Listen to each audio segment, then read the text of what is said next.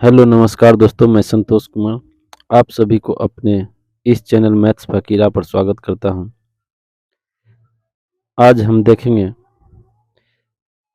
Class 7 के या class 7 के मैथ का प्रश्नावली 1.1 के क्वेश्चन नंबर 8 से आगे की तरफ। तो हम देख रहे हैं कि 8 में कहता है रिक्त स्थानों की पूर्ति कीजिए। रिक्त स्थानों की पूर्ति कीजिए। यहाँ पर 1 नंबर क्वेश्चन में है कि -a प्लस 6 बराबर 6 प्लस और यहाँ खाली जगह।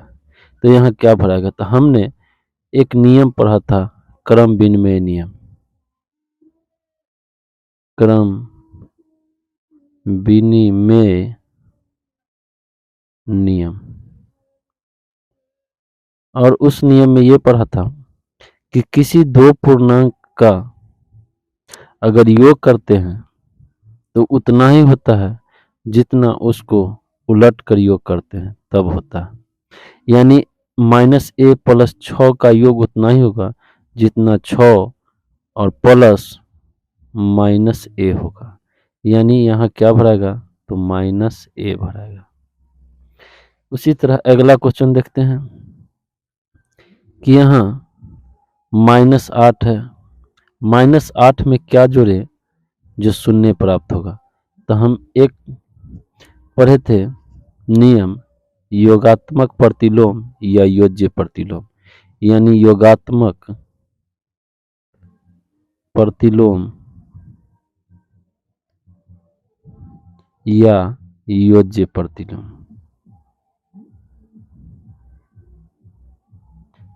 और इस नियम में हमने क्या पढ़ा था कि कोई भी पूर्णांक का योज्य प्रतिलोम अगर उसमें जोड़ा जाता है तो योगफल शून्य होगा। यानी कहने का मतलब कि जैसे -8 है तो -8 का योज्य प्रतिलोम क्या होगा जो उसका आंसर शून्य होगा? तो -8 का योज्य प्रतिलोम होता है +8, जिसे हम प्लस का चिन्ह दे भी सकते हैं और नहीं भी दे सकते हैं। आगे देखेंगे तीसरा क्वेश्चन। ये इस क्वेश्चन में हमने देख रहे हैं कि 2 + 9 ब्रैकेट दिया हुआ है 9 से पहले, प्लस -6 और ब्रैकेट बंद है। यानी यहाँ देख रहे हैं 9 और -6 के जोड़ का एक समूह बना हुआ है और दो अलग है। तो ये नियम हम पढ़े थे साहचर्य नियम में। साहचर्य नियम में ये पढ़े थे कि साहचर्य नियम में क्या देखे थे कि अंतिम माने 3 संख्या का हम योग कर रहे हैं और 3 संख्या में किसी 2 संख्या को एक समूह बनाते हैं पहले, और बाद में बचा एक संख्या को लेकर उसके बगल वाले संख्या को एक समूह बनाते हैं। तो यहाँ हम देख रहे हैं कि 6 और 9 का समूह एक साथ बना हुआ है, तो यहाँ 2 और 9 का समूह बना हुआ है, तो यहाँ क्या आएगा? तो -6 आएगा। और इस स्थिति में भी दोनों का योगफल समान होता है। आगे देखेंगे 4 नंबर क्वेश्चन। यहाँ पर है 15 और 15 में हम क्या जोड़े जो बराबर 15 हुआ, क्योंकि यहाँ प्लस का चिन्ह दिया हुआ है। तो ये हम पढ़े थे एक और नियम जिसको हम योग तत्समक नियम कहते हैं। यानी योग तत्समक नियम कहते हैं। तो योग तत्समक नियम में हमने क्या पढ़ा था कि किसी 2 संख्या योज्य तत्समक नियम में हम पढ़े थे कि किसी एक पूर्णांक में क्या जोड़ा जाए कि वही पूर्णांक हमें प्राप्त हो, तो शून्य जोड़ा जाता था और ये शून्य ही हमारा योज्य तत्समक होता था। तो इसमें आप कहेंगे आंसर क्या होगा? तो आंसर यहाँ पर -a होगा, यहाँ पर 8 है और यहाँ पर -6 है और यहाँ पर 0 है। अब आगे हम देखेंगे 9 नंबर क्वेश्चन। क्वेश्चन नंबर 9 देखेंगे, कहता है निम्नलिखित को जोड़िए, यानी जो संख्या हमें दिया गया है इसको जोड़ना है। तो -15 में -18 को जोड़ना है, तो यहाँ हम देंगे -15 और प्लस यहाँ पर इसमें 18 जोड़ना है, -18, तो -18 दे दिए। अब इस जोड़ को हल करते हैं तो यहाँ आता है -15 और ये माइनस अब प्लस होता है -18। अब यहाँ पर देख रहे हैं दोनों में माइनस का चिन्ह लगा हुआ है, तो 15 और 18 को जोड़ देंगे जो होता है 33 और दोनों में माइनस का चिन्ह लगा हुआ है, तो यहाँ भी माइनस का चिन्ह लगा देंगे। आगे देखेंगे बी नंबर क्वेश्चन, जिसमें -20 में जोड़ना है 17। तो -20 में 17 जोड़ेंगे, यानी इसमें हम देख रहे हैं कि एक धनात्मक संख्या है और एक ऋणात्मक संख्या है। तो धनात्मक संख्या को धनात्मक संख्या से ऋणात्मक संख्या को घटाएंगे और घटाते हैं तो होता है दोनों का अंतर 3 और बड़ी संख्या के आगे ऋणात्मक चिन्ह लगा हुआ है, तो यहाँ ऋणात्मक चिन्ह लगा देंगे। उसी तरह अगला देखेंगे क्वेश्चन नंबर सी, इसमें क्या है कि +24 यानी 24 में जोड़ना है -16 और 24 में -16 को जोड़ेंगे तो यहाँ हो जाएगा 24 और ये माइनस और प्लस का गुना होगा, हो जाएगा माइनस का 16 और 24 और 16 का अब निकलेगा अंतर जो हमें प्राप्त होगा 8 और यही होगा हमारा आंसर। यहाँ देखेंगे क्वेश्चन नंबर डी, इसमें -8 में जोड़ना है 5 को, तो यहाँ पर 5 और 8 का अंतर होता है 3 और बड़ी संख्या में माइनस चिन्ह लगा हुआ है तो माइनस चिन्ह लगा देंगे और यही होगा हमारा आंसर। अब आगे की क्वेश्चन देखेंगे। क्वेश्चन नंबर 10, क्वेश्चन नंबर 10 में कहता है निम्नलिखित को घटाइए, यानी -15 में से घटाना है -5 को, -15 में से घटाना है -5 को। यहाँ हम देखेंगे कि ये -15 है और ये माइनस और माइनस का गुना होता है तो हो जाता है प्लस ये 5। अब ये दोनों का अंतर हमें प्राप्त होता है 10 और ये बड़ा संख्या में ऋणात्मक चिन्ह लगा हुआ है तो यहाँ ऋणात्मक चिन्ह लगा देंगे, यही होगा हमारा आंसर। उसके बाद देखते हैं क्वेश्चन नंबर बी, इसमें 25 में से घटाना है -75 को। इसको जब हम हल करते हैं तो ये होता है 25 और प्लस और यहाँ माइनस और माइनस का गुना होगा, हो जाएगा प्लस और ये 75। अब हो गया ये जोड़ और ये 25 में 75 को जोड़ेंगे प्राप्त होगा 100 और यही होगा हमारा आंसर। उसके बाद क्वेश्चन नंबर सी देखते हैं कि -8 में से घटाना है -16 को और जब इसको हल करते हैं तो यहाँ होगा -8 अब माइनस माइनस होता है प्लस और ये 16। अब हम देख रहे हैं कि 16 धनात्मक है और 8 ऋणात्मक है, तो 16 में से 8 को घटा देंगे, हमारा आंसर प्राप्त होगा 8। उसके बाद डी नंबर देखते हैं कि एक यहाँ है -20 और -20 में से घटाना है -18।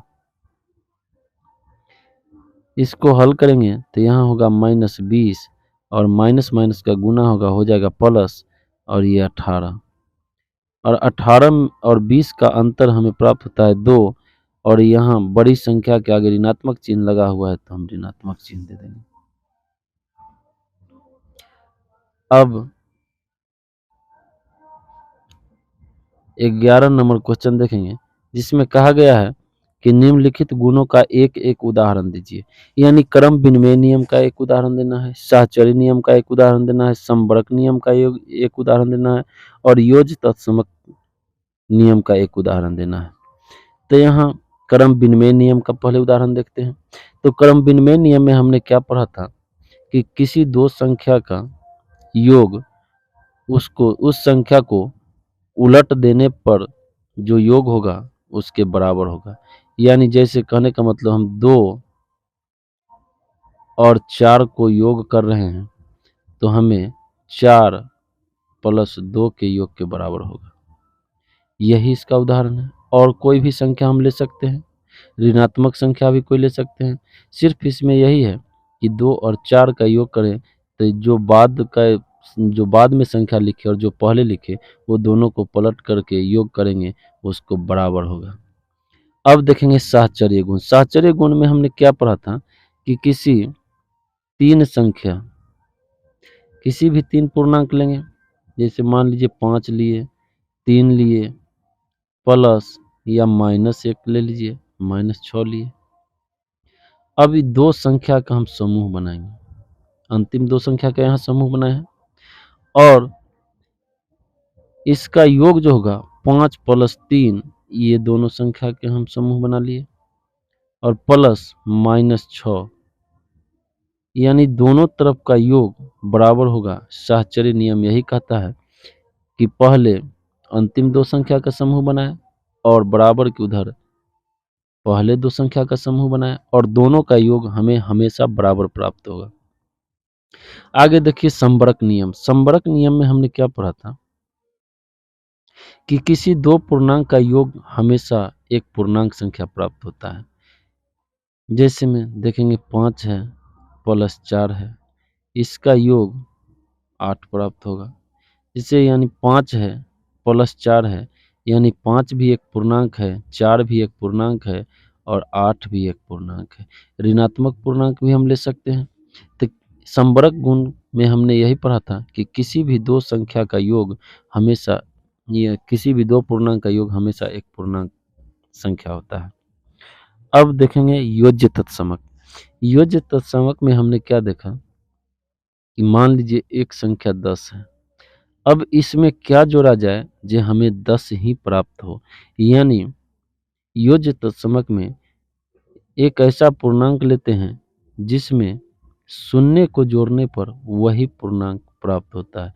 यानी यहाँ पर शून्य जोड़े, ये बराबर हमें पूर्णांक वही 10 का 10 प्राप्त हुआ।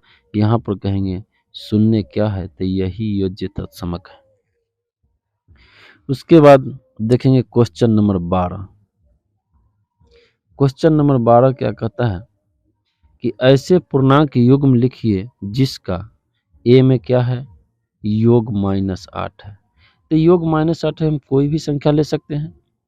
जैसे में लिए यहाँ पर 3 -3, इसमें जोड़ रहे हैं -5 को, तो यहाँ पर हमें क्या मिल रहा है कि -3 और प्लस माइनस माइनस और ये 5, ये दोनों को यहाँ भी माइनस यहाँ भी माइनस, दोनों संख्या जुट जाएगा, हो जाएगा 8।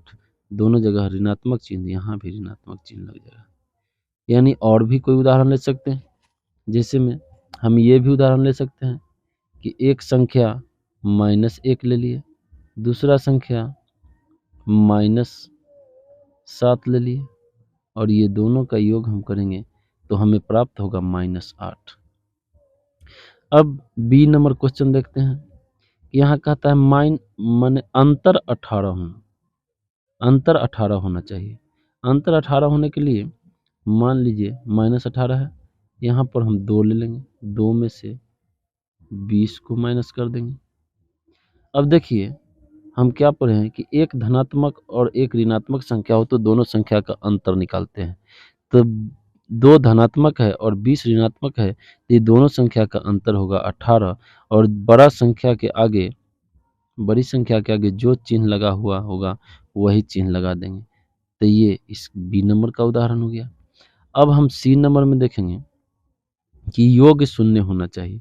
तो योग शून्य होना चाहिए तो योगात्मक प्रतिलोम। योगात्मक प्रतिलोम में हमने क्या देखा था, जैसे 5 है तो इसका योगात्मक प्रतिलोम कहिए या योज्य प्रतिलोम कहिए, वो होगा 5। ये दोनों को जब हम जोड़ते हैं तो हमें शून्य प्राप्त होता है। ऐसा ही और कोई संख्या ले लीजिए, यानी जो संख्या लेंगे उसी का धनात्मक और ऋणात्मक को जोड़ेंगे। जैसे मान लीजिए हम लिए यहाँ 7 माइनस का 7, तो इसी का धनात्मक संख्या को जोड़ देंगे, 7 को जोड़ देंगे, बराबर हमें क्या प्राप्त होगा, शून्य। तो अब आपका प्रश्नावली 1.1 कंप्लीट होता है और हम आशा रखते हैं कि हमने जो पढ़ाया आप अच्छी तरह समझे होंगे और अब आपको प्रश्नावली 1.1 में कोई दिक्कत नहीं होनी चाहिए।